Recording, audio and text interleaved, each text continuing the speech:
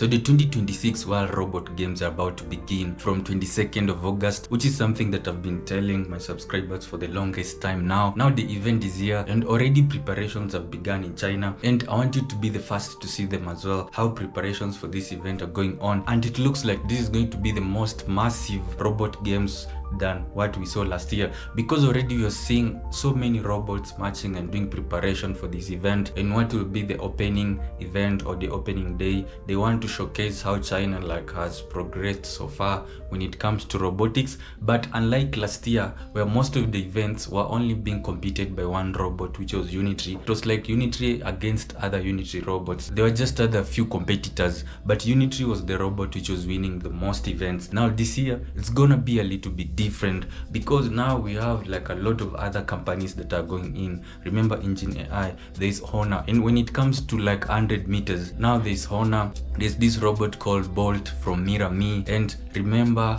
the one that Unitree released yesterday, it was called Superman, or the new Unitree robot called Superman. It is again way faster. So I have a feeling that 100 meters is going to be insane, because this time it's not like we're just going to see one Unitree robot versus another. We're going to see different companies competing against each other. In this way, it doesn't matter the skill of the remote controller. Now what matters is how each company has been able to make the actuators for each robot, how they have made it light, how they have made it to be able to move, to run so quick than any other company has been able to do. And I think we're going to make a more intensive video about that one when it comes to 100 meters. Which robot do we think is going to win? But in this video, I just wanted to talk about and to show you the footages of all these practices and some of these behind the scene events that are happening right now. And as they keep on coming, of course, I'm going to keep on posting you, and I'm going to keep on bringing them here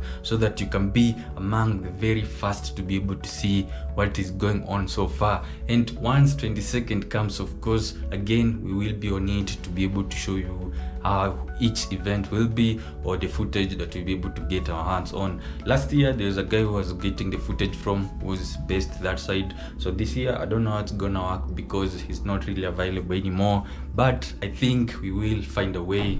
So in these preparation videos, there's a lot of companies, including Booster Robotics. So Booster Robotics has been very good when it comes to soccer, but they can also run, but they're somehow slow, and they usually make robots which are kid size, and they're one of the companies which were able to make robots that can be able to play football autonomously. They don't need remote control to play football.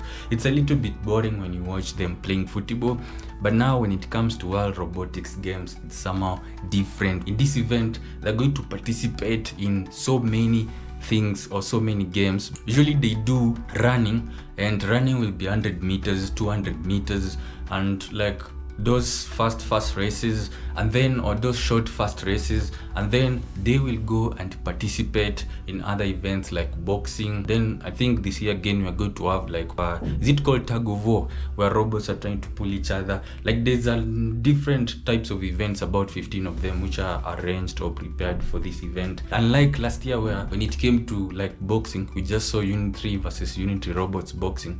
This year it could be a little bit different, where maybe we could see Unitree versus EngineAi, which might be super amazing and also interesting. Among the robots which are doing this preparation, there's another company called Honor. So Honor brought in their robots. If you remember, their robot was able to break the world record when it comes to the half marathon, and in this event now, I don't know if it's gonna break the world record when it comes to 100 meters or not, because just a few days ago, or just yesterday, Unitree unveiled Superman, which is way more faster than Honor's robot. But you never know, because it depends with the remote operator again, and also the day of the event, how it goes. So that's what we're waiting for, apart from Honor. And I'm going to leave you with this boxing event that happened last year, the footage of it, that is, because this was the most amazing event when it comes to the World Robot Games of last year. And when I did post it, a lot of people came and said that it was AI, this is AI, this is CGI, why you on the ground, you live in a different continent, there's no way you can be able to tell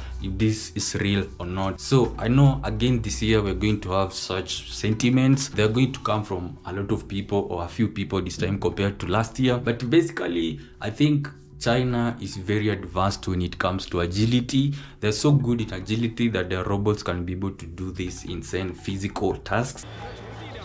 For old Zhou, the maximum force at the knee can be 120 Newton meters, equivalent to a punch with medium strength from an adult. And the punch can reach 2 meters per second, while an excellent kickboxing athlete can reach 0.8 to 10 meters. So you can make a comparison. Both sides missed each other. In any case, this robot comes with some basic fighting skills, such as straight punches, hooks, and some swinging and kicking moves. The key is how our operator coordinates with the robot to execute these strikes. But in this competition, we have designed some scoring rules for everyone. The main scoring areas when hitting the opponent are the torso and the head, as these areas score more points. Okay, now this right sweep comes up. Right hook, knee up, there are some gaps. Robot contestants need to pay attention to the interaction between two people, which is very important for this combat event. If you want to use boxing techniques, the distance between the two people should be relatively close. Otherwise, you might miss or not hit the opponent. But if you want to use a hook technique with a whip kick, the two people need to maintain a bit of distance for better effect. Right hook, 3 right hooks, all hit the side of the knee. Very good. You might be curious, actually the robots are equipped with cameras, but this time, we can't see things within a 180-degree range. Of course, he fell down himself, but got up very quickly. Another kick. 7, 6, 5, 4, 3, 2.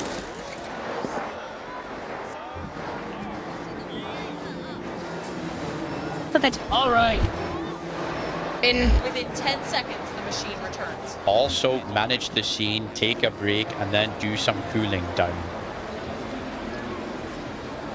What kind of impact would a situation like joint overheating have on the robot's subsequent actions? If the joint's normal heat level is fine, but if the